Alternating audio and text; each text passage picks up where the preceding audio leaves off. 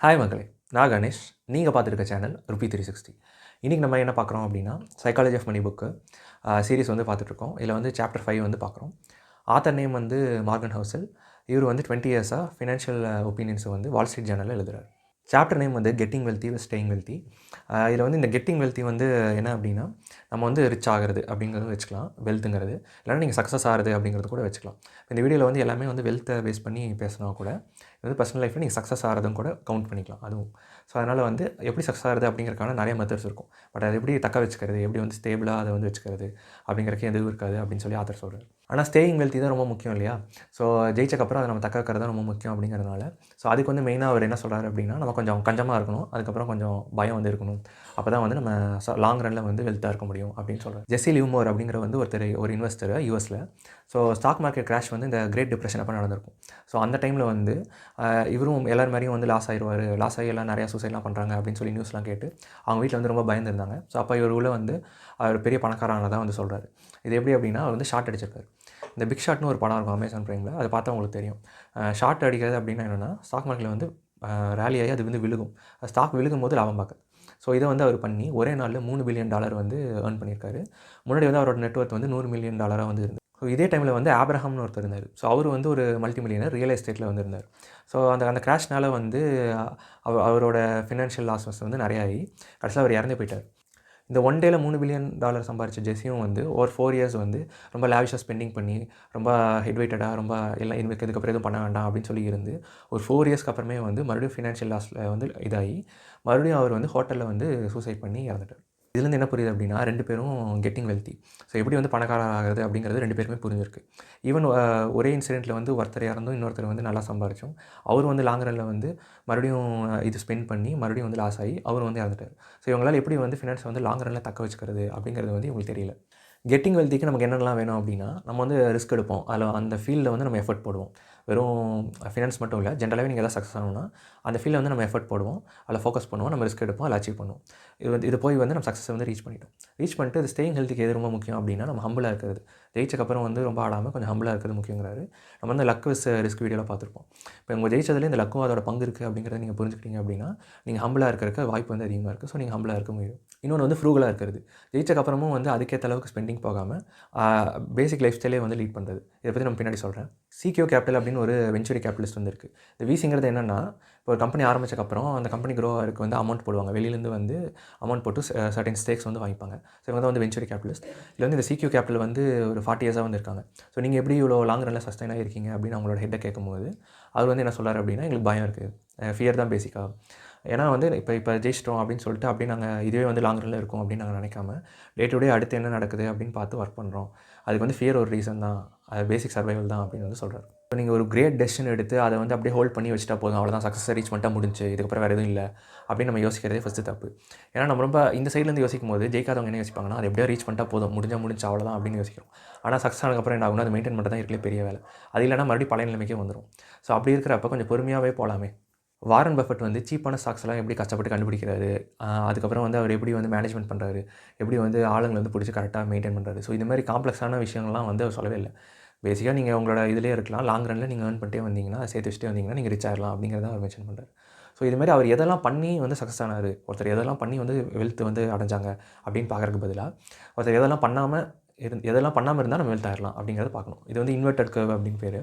So Warren Buffett எதெல்லாம் பண்ணாமல் இருந்தாருன்னா, அவர் வந்து கடனில் இல்லை, அது மாதிரி ரொம்ப வந்து லாவிஷ் லைஃப்பை வந்து வாழல. இன்னும் வந்து செகண்ட் ஹேண்ட் காரில் தான் இருக்காரு, அந்த அதே வீட்டில் தான் இருக்காரு. ரொம்ப சராசரியான வாழ்க்கை தான் வாழ்றாரு. ஸோ அவரோட வச்சிருக்க பணத்துக்கு அளவுக்கு அவர் வாழல. அப்புறம் ஒரே கொள்கை ஒரே விஷயம் அப்படின்னு இல்லாமல் ஃப்ளெக்சிபிளாக அடாப்ட் ஆகுது. அதுதான் சர்வைவல்னு நம்ம சொல்கிறோம். இப்போ ஏதாவது அவங்க ஒரு ஐடியாஸ் வச்சிருக்காங்க அப்படின்னா, அது ராங்காக இருந்தால் அதை அக்செப்ட் பண்ணிவிட்டு அடுத்து வேறு என்ன ஐடியா இருக்கோ அதுக்கு ஃபிட்டன் ஆகி போகிறது தான் வந்து பெட்டராக சர்வை பண்ண முடியும். ஸோ இது மாதிரி வேலைகளை அவர் பண்ணுறதுனால தான் லாங் ரனில் சஸ்டெயின் ஆனார். மெயினாக அவர் இன்வெஸ்ட் பண்ணுறது வந்து 10 இயர்ஸ்லேயே வந்து அவர் ஸ்டார்ட் பண்ணிட்டார். ஸோ 89, 90 இயர்ஸ் வரும்போது அது ஹியூஜ் டிஃப்ரெண்ட். அதாவது 75 ஒரு 3 குவார்ட்டர்ஸ் வந்து அவர் வந்து இன்வெஸ்ட்மெண்ட்டில் இருந்திருக்காரு. ஸோ அதுதான் ரொம்ப முக்கியம். ஸோ அதில் எப்படி ஸ்டே பண்ணி இருக்கிறாங்களோ அதுதான் வந்து மெயின். அதில் பெரிய பெரிய டெசிஷன்ஸ்லாம் எடுக்கணும்னு அவசியமே இல்லை. ஸோ அத்தனை வருஷத்தில் அவர் வந்து சரி போதும் அப்படின்னு ரிட்டையர் ஆகிறது, இல்லை குவிட் பண்ணுறது, இல்லை விட்டலாம் இதே இல்லை ரெஸ்ட் எடுக்கலாம் அப்படிங்கிற மாதிரிலாம் அவர் யோசிக்கவே இல்லை.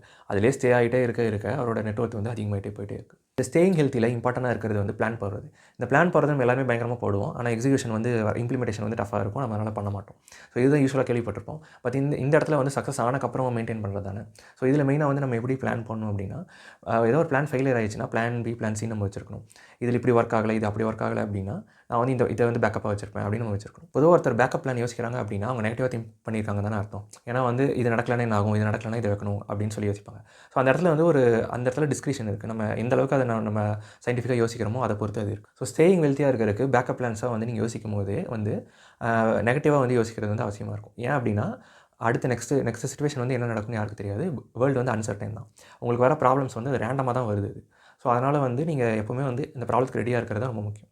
இப்போ இதில் இன்வெஸ்ட் பண்ணுறீங்க அப்படின்னா ரிட்டர்ன் ஆன் இன்வெஸ்ட்மெண்ட்டாக உங்களுக்கு வந்து ஒரு 8% வருது அப்படின்னு வச்சுப்போம். ஸோ இப்போ அது வந்து இவ்வளோ லாங் ரனுக்கு நம்ம யோசிக்கிறோம் அப்படின்னா அதுக்கு என்ன பண்ணணும், அது என்ன இன்வெஸ்ட்மெண்ட், இவ்வளோ நாள் சேர்க்க போகிறேன், இவ்வளோ இது பண்ண போகிறேன், இப்படி தான் நம்ம யோசிக்கிறமே தவிர அங்கே ஹியூமன் ஃபேக்டர் வந்து இன்வால்வ் பண்ண மாட்டேங்கும். எமோஷன்ஸ் என்ன இன்வால்வ் ஆகும், என்னென்ன பிரச்சனை வரும், இது மாதிரிலாம் நம்ம யோசிச்ச அந்த பிளானை நம்ம போட மாட்டோம். ஸோ அப்படி இருக்கிறதுனால நம்ம என்ன பண்ணிடுறோம்னா நம்ம ஃபஸ்ட்டு பிளானை போட்டு எக்ஸிக்யூட் பண்ணிடுறோம். ஆனால் நம்ம லாங் ரனில் நம்ம நிற்போமான்னு நிற்க மாட்டோம். அந்த காசை எப்படி வெளியே எடுத்துரும். ஸோ இது மாதிரி எல்லா ஆக்டிவிட்டிலையும் வெறும் ஃபினான்ஸ் மட்டும் இல்லாமல் ஜென்ரலாக நீங்கள் லாங் ரனில் உங்களால் சக்ஸஸை சஸ்டெயின் பண்ண முடியல அப்படின்னாலே இது வந்து நீங்கள் பிளான் பண்ணும்போது இந்த மாதிரி அன்சர்டைன் சிச்சுவேஷனுக்கு ஏற்று நீங்கள் வந்து யோசிக்கல அப்படின்னு அர்த்தம். நீங்கள் போட்ட பிளான் படி சரியாக போகலை அப்படின்னு வச்சுக்கோங்க. அது வந்து நீங்கள் இட்ஸ் ஓகேன்னு எடுத்துக்க சொல்கிறாரு. ஏன் அப்படின்னா அந்த எரர் இருக்க தான் செய்யும். குட் பிளான் வந்து என்ன அப்படின்னா எரரோடு இருக்கிறது தான் குட் பிளானாக இருக்கும். ஏன்னா நம்ம எவ்வளோ யோசிச்சாலும் அதில் வந்து எரர் இருக்க தான் செய்யும். அந்த இடத்துல அந்த ஸ்பாட்டில் வந்து அதை நம்ம டேக் இட் ஈஸியாக எடுத்து அதை மூவ் ஆன் பண்ணணும். ஒரு 8% போல 7% தான் வருது அப்படின்னா இட்ஸ் ஓகே அப்படியே கண்டினியூ பண்ணலாம் அப்படின்னு யோசிக்கிறது தான் வந்து கரெக்டாக இருக்கும். நெகட்டிவாக யோசிச்சா எப்படி கரெக்ட். இப்போ பாசிட்டிவாக தான் எல்லாம் திங்க் பண்ண சொல்கிறாங்க. பாசிட்டிவிட்டி, பாசிட்டிவ் வைப்ரேஷன், ஃப்ரீக்வன்சி, ஆரா இதெல்லாம் சொல்கிறாங்க இல்லையா. ஸோ இது மாதிரி எந்த டேர்மே வந்து டெக்ஸ்ட் புக்கில் கிடையாது. ஸோ இதெல்லாம் சும்மா நம்ம ஒரு சூப்பர்மேன் மேன் இப்போ சின்ன பசங்களாம் பார்க்குறாங்களே ஸ்பைடர்மேன், சூப்பர்மேன்லாம் பார்த்தா அவங்க ஏதோ யாராவது சப்போர்ட் பண்ணுவாங்க, நம்மளும் இது மாதிரி ஆகணும் அப்படிங்கிற ஃபீல்லாம் வரும். ஸோ ரொம்ப கஷ்டத்தில் இருக்குவாங்க, இல்லைனா வந்து எதாவது அச்சீவ் பண்ணணும் முடியல இந்த மாதிரிலாம் இருக்குன்னா இவங்களுக்கு வந்து இது மாதிரி பேசும்போது பெட்டராக இருக்கும். ஸோ அது மாதிரி இந்த ஃப்ரீக்வன்சி வைப்ரேஷன் இருக்குது அப்படி நீங்கள் நல்லதே நினைங்க, நல்லதே நடக்கும் இப்படின்னு சொல்கிறதுலாம் உண்மையே கிடையாது. ஏன் அப்படின்னா உங்களுக்கு வர ப்ராப்ளம் வந்து ரேண்டமாக தான் வருது. அது இயற்கையாக அப்படியே வருது ரேண்டமாக. ஒருத்தர்கிட்டேருந்து வரும். அப்படி சில பேர் ப்ராப்ளமே இல்லாமல் இருக்கும்.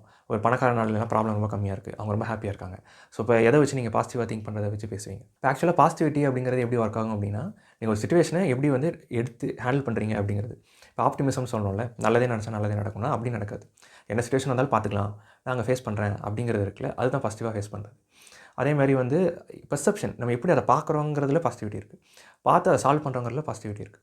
ஸோ இது மாதிரி தான் பார்க்கணுமே தவிர நீங்கள் ஜென்ரலாக வந்து திங்க் பண்ணுறதுனால நம்பர் ஆஃப் ப்ராப்ளம்ஸ் குறைஞ்சிரும், அப்புறம் பாசிட்டிவ் பார்க்கறனால எனக்கு எல்லாம் சால்வ் ஆயிரும் அப்படின்னு நினைக்கிறது வந்து தப்பு. புரியுற மாதிரி சொல்லணும் அப்படின்னா உங்களுக்கு எப்போயாவது ஏதோ ஒரு விஷயம் வந்து நீங்கள் ஃபேஸ் பண்ணணும், ஒரு ப்ராப்ளம் வருது அதை நீங்கள் ஃபேஸ் பண்ணணும் அப்படின்னா, இல்லை செல்ஃபை டெவலப் பண்ணணும், நீங்கள் இம்ப்ரூவ் பண்ணணும் அப்படின்னா இது மாதிரி விஷயத்தில் நீங்கள் பாசிட்டிவிட்டிங்கிற டேர்ம் யூஸ் பண்ணுவீங்க. ஏதோ ஒன்று கற்றுக்கும் போது நீங்கள் பாசிட்டிவிட்டிங்கிற டேர்ம் யூஸ் பண்ணிட்டீங்கன்னா அது உருட்டு. மோஸ்ட்லி இதெல்லாம் அவாய்ட் பண்ணுறதுக்காக டெனியில் வந்து இருப்பாங்க. இந்த மாதிரி நெகட்டிவாக ஏதாவது பேசுறதை கேட்டாலே அவங்களால அந்த தாட்டை வந்து என்கரேஜே பண்ண முடியாது. டெனியில் இருக்கிறதுனால நீங்கள் வந்து அந்த ப்ராப்ளத்தை சால்வ் பண்ணியே ப்ராக்டிஸ் பண்ண மாட்டீங்க. அது அவாய்டன்ஸ். நீங்கள் அவாய்ட் பண்ணி அதை விட்டு ஓட பார்க்குறீங்க. இப்படி ஓடிட்டு அதை வந்து பாசிட்டிவிட்டின்னு சொல்கிறது வந்து கரெக்ட் இல்லை. அப்படியே பாசிட்டிவாக திங்க் பண்ணுறதுனால அந்த ப்ராப்ளம் வந்து உங்களை விட்டு ஓடிடாது.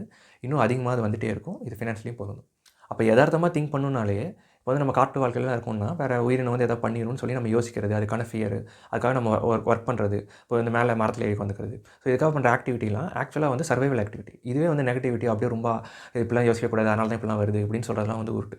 இப்போ ஆக்சுவல் நெகட்டிவிட்டினா என்ன அப்படின்னா ஒருத்தர் வந்து எல்லா பேக்கப் பிளானையும் எடுத்தும் திரும்ப அவங்களால வந்து ஒத்துக்க முடியல, அவங்களால வந்து சகஜமாக இருக்க முடியல, ரொம்ப ஸ்ட்ரெஸ்டாகவே இருக்காங்க, இதாயிருமோன்னு ரொம்ப பயப்படுறாங்க அப்படின்னா தான் நெகட்டிவ் திங்கிங். அதாவது லாஜிக் வந்து கரெக்டாக இருக்குது, ஆனால் வந்து ஏதோ நடந்துருமோன்னு இன்னும் நினைக்கிறாங்க அப்படின்னா அதுதான் வந்து ஆங்ஸைட்டின்னு நம்ம சொல்கிறோம். மற்றபடி இந்த பாசிட்டிவிட்டி பேசுகிறவங்களாம் வந்து நீங்கள் எந்த ஒர்க்குமே செய்ய வேண்டாம் அப்படிங்கிற மாதிரி தான் சொல்லுவாங்க.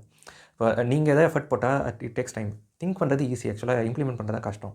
ஸோ அதனால் வந்து நீங்கள் பாசிட்டிவாக திங்க் பண்ணுங்கள், எல்லாமே நல்லா வந்து நடந்துடும், நீங்கள் எந்த எஃபர்ட் போட வேணாம் அப்படிங்கிற மாதிரி சொல்கிறது நமக்கு வந்து ரொம்ப டஃப் மொமெண்ட்டில் இருக்கும்போது அது வந்து கொஞ்சம் அப்பீலிங்காக இருக்கும். ஸோ அந்த டைமில் எதாவது பண்ணுறோம், சரி மீதி நேரம் அப்புறமேல ஆக்டிவிட்டி பார்த்தா பரவாயில்ல, நம்ம அதுக்குள்ளேயே ரொம்ப போக ஆரம்பிச்சிட்டோம் அப்படின்னா இட் பிகம்ஸ் டஃப். ஸோ அதனால் ஃபினான்ஷியல் டெசிஷன் மேக் பண்ணும்போது இல்லை நீங்கள் சாதிச்சக்கப்புறம் அதை வந்து மெயின்டைன் பண்ணணும், இல்லை லாங் டேர்மில் ஒரு இன்வெஸ்ட்மெண்ட் அப்படியே சஸ்டைன் பண்ணணும், காசை எடுக்காமல் கை வைக்காமல் சும்மா இருக்கணும் அப்படின்னா நீங்கள் என்ன பண்ணணும் அப்படின்னா இந்த மாதிரி இதெல்லாம் வரும் அப்படிங்கிறத முன்கூட்டியே யோசிச்சு ஒரு விஷுவல் பண்ணி அதுக்கேற்ற பேக்கப் வச்சுருக்கணும், ஒரு எமர்ஜென்சி கேஷ் வச்சுருக்கணும், அதுக்கப்புறம் என்ன ஒரு ஹெல்த் இன்சூரன்ஸ் வச்சுருக்கணும். ஸோ இது மாதிரிலாம் வச்சுட்டு மற்றபடி எது தேவைன்னு பார்த்துட்டு நீங்கள் அந்த அமௌண்ட்டை போட்டிங்கன்னா அது உண்டியில் போட்ட மாதிரி விட்டுட்டு எடுக்கவே கூடாது. ஸோ இப்படி லாங் ரனில் வச்சு தான் 75 இயர்ஸ் மேலே வச்சு தான் பஃபெட் வந்து ரிச் ஆகிருக்காரு. இது மாதிரி ஃபியூச்சர் வந்து அன்சர்டைனாக இருக்கும் அப்படிங்கிறதுக்கு வந்து எக்ஸாம்பிள் எப்படி சொல்லணும் அப்படின்னா இப்போ யூஎஸோட ஜிடிபி வந்து அவர் கால்குலேட் பண்ணாரு. இப்போ யூஎஸோட ஜிடிபி வந்து 170 இயர்ஸாக வந்து கால்குலேட் பண்ணாரு. அது வந்து கிராஜுவலாக தான் இன்க்ரீஸ் ஆகுது. எக்ஸ் ஆக்சிஸில் வந்து டைமு, ஒய் ஆக்சிஸில் வந்து ஜிடிபி வச்சுக்கலாம். நீங்கள் வெல்த் வேணால் வெல்த் வச்சுக்கோங்க. லைஃப் இம்ப்ரூவ்மெண்ட், சக்ஸஸ் எது வேணாலும் வச்சுக்கோங்க ஒய் ஆக்சிஸில். எக்ஸ் ஆக்சிஸில் டைம் வச்சிட்டிங்கன்னா க்ரோத் எப்பவுமே வந்து கிராஜுவலாக தான் இருக்கும் லாங் ரனில். நீங்கள் ஷார்ட் ரனில் ஜூம் பண்ணி பார்த்தீங்கன்னா ஒரு 1 இயர் 2 இயரில் பார்த்தீங்கன்னா நிறைய வாலட்டைலாக வந்து ஃபால் ஆகிருக்கும், ரைஸ் ஆகிருக்கும். ஸ்டாக் மார்க்கெட்டும் அதே மாதிரி தான். ஆனால் வந்து லாங் ரனில் பார்த்தீங்க அப்படின்னா அது ரைசிங்லேயே தான் இருக்கும். இந்த டைமில் யூஎஸில் என்னெல்லாம் நடந்திருக்கு அப்படின்னா 170 இயர்ஸாக 4 பிரசிடென்ட் வந்து கொலை பண்ணப்பட்டிருக்காங்க. 9 வார் வந்து நடந்திருக்கு. இப்போ 99% ஆஃப் வெல்த் பீப்புள் வந்து காலி. பஃபட் மட்டும் தான் தப்பிச்சிருக்காரு. ஸோ இது மாதிரி எக்கச்சக்கமான நிறைய நேச்சுரல் கேலமிட்டிஸ் நடந்திருக்கு, ஏகப்பட்ட பிரச்சனை நடந்திருக்கு. இதெல்லாம் தாண்டியுமே வந்து ஜிடிபி க்ரோ ஆகி தான் இருக்குது. எந்த நாடு எடுத்தாலும் அதே மாதிரி தான் இருக்கும். இந்தியாவுக்கும் அப்படி தான். நீங்கள் 2000லாம் அந்த டைம்லாம் எடுத்திங்கன்னா நிஃப்டிலாம் வந்து 2000 ஏதோ அந்த அளவுக்கு தான் இருந்தது. இப்போ பார்த்தீங்கன்னா 20,000 கிட்ட இருக்குது. எப்படியும் அது ரைஸ் ஆகிட்டு தான் போகும். அடுத்து மார்ஜின் ஆஃப் சேஃப்டி. இந்த மார்ஜின் ஆஃப் சேஃப்டிங்கிறது வந்து இப்போ பஃபட் வந்து எவ்வளோ ரிச்சாக இருந்தாலும் அவர் வந்து செகண்ட் ஹேண்ட் கார் தான் வச்சிருக்காரு. ஒரு லோவர் லைஃப் தான் வாழ்றாரு. இந்த மாதிரி ரத்தன் டாட்டாவும் பார்த்தீங்கன்னா ஒரு 1 பில்டிங் அப்பார்ட்மெண்ட்டில் தான் இருப்பார். ஸோ லோவர் லைஃப் தான் வாழ்வார். இதே மாதிரி நம்மளும் வந்து இப்போ வந்து சம்பாதிக்கிறோம்னு வைங்க, ஒரு 50,000 earn பண்ணுறோம் அப்படின்னா செலவு ஒரு 40,000 இருக்குது அப்படின்னா 10,000 சேர்த்து வைக்கிறோம்னு வச்சுக்கலாம். உங்கள் சேலரி வந்து 1 lakh ஆகுது அப்படின்னா நீங்கள் மறுபடியும் அதுக்கேற்ற மாதிரி செலவு வந்து 80,000 90,000 போயிடாமல் அதே 40,000 வச்சுட்டு மீ 60,000 சேர்க்கறது தான் மார்ஜின் ஆஃப் சேஃப்டி. இப்போ இது மாதிரி அமௌண்ட்டில் வந்து என் மார்ஜின் ஆஃப் சேஃப்டி சொல்கிறோம் அப்படின்னா இது வெல்த்தாக தான் இங்கே எய்ம் இல்லையா? ஸோ அதனால் வந்து நீங்கள் அதிக அமௌண்ட்டை வந்து ஸ்பெண்ட் பண்ணிட்டே இருந்தீங்கன்னா நீங்கள் எவ்வளோ சம்பாதிச்சாலும் சரி 1 lakh 1 crore சம்பாதிச்சாலும் அதுக்கும் செலவு இருக்குது. எல்லாத்துக்கும் செலவு வச்சுருக்காங்க. ஏன்னா சோஷியல் ஸ்டேட்டஸ்க்கு நீங்கள் தண்டம் எழுதிங்கன்னா போயிட்டே இருக்கும் காசு பாட்டுக்கு. எவ்வளோ வச்சாலும் அதுக்கேற்ற ஒரு பொருளோ ஒரு இதுவோ ஏதோ ஒன்று இருக்கும். அதை வச்சு சோஷியல் ஸ்டேட்டஸ் காட்டுறது. ஸோ இது மாதிரி உங்களோட எக்ஸ்பென்சஸையும் நீங்கள் இன்க்ரீஸ் பண்ணிட்டே போயிட்டே இருந்தீங்கன்னா ஏதோ ஒரு வார் வருது, ஏதோ ஒரு ஃபால் வருது. அதான் சொல்லியிருந்தோம் இல்லையா? லாங் ரனில் வந்து நீங்கள் ஸ்டேபிள் ஆகணும் அப்படின்னா ஏதோ ஒரு இதை பார்த்து நீங்கள் டக்குன்னு காசு எடுக்காமல் இருக்கிறதுக்கு நீங்கள் மார்ஜின் ஆஃப் சேஃப்டி வைக்கணும். இதே நீங்கள் ரெகுலர் லைஃப்லேயே வாழ்றீங்க, அதே 40,000 வாழ்றீங்கன்னு வச்சுக்கோங்க. இப்போ வந்து ஏதோ ஒரு பெரிய லாஸ் ஆயிடுச்சு, மீதி 60,000 நீங்கள் வந்து அமௌண்ட் வந்து இதில் இன்வெஸ்ட் பண்ணியிருக்கீங்க, அது ஏதோ லாஸ் ஆயிடுச்சு. உங்களுக்கு அது பெயின்ஃபுல்லாக இருந்தாலும் உங்கள் டே டு டே ஆக்டிவிட்டி அது பாதிக்காது. ஸோ இதனால் நீங்கள் முட்டாள்தனமாக டெசிஷன் எடுக்கிறதோ இல்லைனா வந்து இது மாதிரி சூசைட் பண்ணிக்கிறதோ, இது மாதிரி வந்து வேறு இனிமேல் இதுக்குள்ளே வர வேண்டாம், இந்த மாதிரி இன்வெஸ்ட் பண்ண வேண்டாம் அப்படின்னு யோசிக்கிறது, என்ன பண்ணி என்ன பிரயோஜனம் இப்படின்னு யோசிக்கிறது. ஸோ இது மாதிரிலாம் எப்படி வருதுன்னா உங்கள் லைஃப் வந்து நீங்கள் ரொம்ப நெக் டு நெக் வாழ்றதுனால வருது. ஸோ ஃபைனலாக சம்மரைஸ் பண்ணால் என்ன அப்படின்னா ஃப்ரூகாலிட்டியும் ஃபியர் தான் ரொம்ப முக்கியம். ஃப்ரூகாலிட்டிக்கு தான் இப்போ பார்த்தோம். நம்ம அதே லைஃப் ஸ்டைலை மெயின்டைன் பண்ணால் தான் நம்ம என்ன ஆகும் அப்படின்னா கொஞ்சம் ரிலாக்ஸாக இருக்க முடியும். ஏதாவது ரிஸ்க் எடுக்கவும் ஏதாவது முயற்சி பண்ணவும் ட்ரை பண்ணுவோம். இல்லை ஏதாவது லாஸ் ஆச்சு அப்படின்னா பயப்படாமல் இருப்போம். ஸோ இதுக்கு வந்து ஃப்ரூகாலிட்டி ரொம்ப முக்கியம். அதே மாதிரி ஃபியரில் வந்து இப்போ ஏதோ ஒரு விஷயத்தை எதிர்க்கணும், ஏதோ ஒரு சிச்சுவேஷனை ஃபேஸ் பண்ணணும் அப்படின்னா அந்த ஃபியர்லாம் வந்து டிஸ்கரேஜ் தான். ஸோ அதெல்லாம் வந்து நம்ம இம்ப்ரூவ் பண்ணி தான் ஆகணும். அது கரேஜ் வேணும் தான். இது என்ன ஃபியர் அப்படின்னா இது சர்வைவல் ஃபியர் மாதிரி. இது வந்துடும் அப்படின்னு சொல்லி நம்ம ஏதாவது ஹோம்ஒர்க் பண்ணுறது, ஏதோ ஸ்ட்ரெஸ் வரும் உடனே வந்து அதுக்கான ஒரு ஆக்டிவிட்டி வந்து நம்ம செய்யணும்.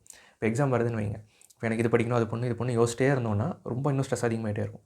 டக்குன்னு ஒரு ஆக்டிவிட்டிக்குள்ளே இறங்கிட்டு அதாவது படி ஸ்டார்ட் பண்ணிட்டோம் அப்படின்னா அதாவது ஸ்ட்ரெஸ் போயிடும் உடனே. ஸோ ஒரு இனிஷியல் ஸ்டார்ட் பண்ணுறதுக்காக ஒரு புஷ்ஷாக வந்து அந்த ஃபியர் இருக்கும். இந்த வீடியோ அவ்வளோதான். உங்கள் நேரத்துக்கு நன்றி.